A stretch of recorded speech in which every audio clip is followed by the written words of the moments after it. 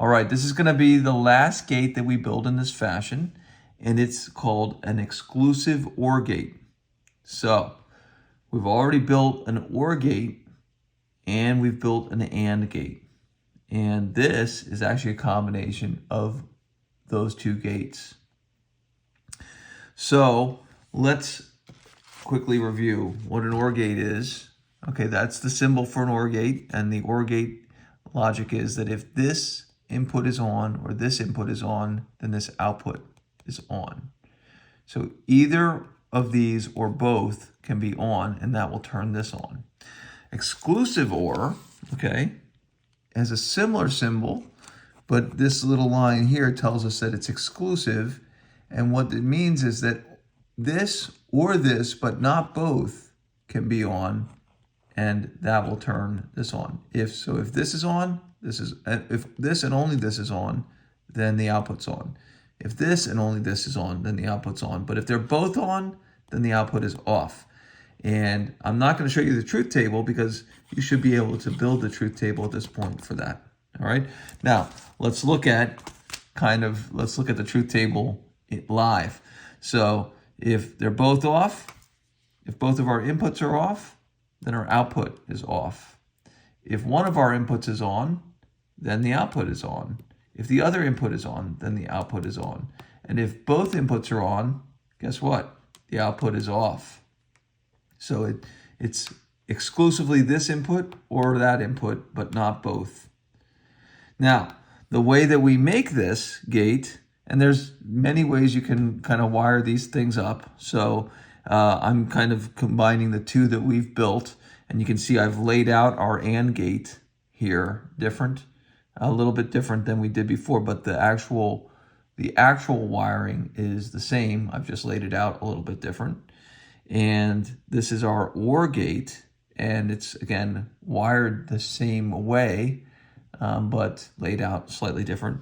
And the main difference here is that we basically connected the output of the AND gate into the logic of the OR gate. So basically we're providing it, when this gate comes on, we're providing a different path, okay, for our power. So for example, if I just disconnect these two gates, so basically you can see this LED, right, is essentially getting, when power is on to either of these two transistors, you have flow through here to ground. Okay, and what happens is when this gate comes on through this lead, there's an alternative path for power and doesn't allow this LED to turn on. So if I remove this, these two gates will operate independently. So if we just let this guy float freely, it's not connected to anything, then you're going to have two independent gates, right? So now you can see this guy's operating as a normal OR, and this is operating as a AND. Okay, see how that works? Did I just break it? Yep. There we go. These buttons are a little bit finicky. And then if I connect this AND gate to the OR gate, you can see then it operates as an exclusive OR. Now you can, if you want to build additional circuitry and connect other gates, you can build these in different ways. So we won't necessarily get into that. But this is the XOR gate, okay, or the exclusive OR gate is the long word for it.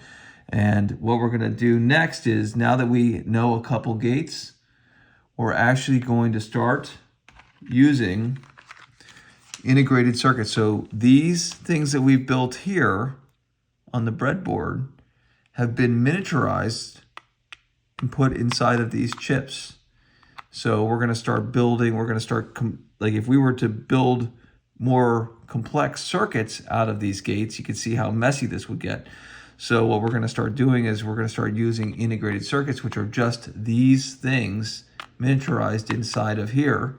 And we're going to be able to build some more complex things without so many wires.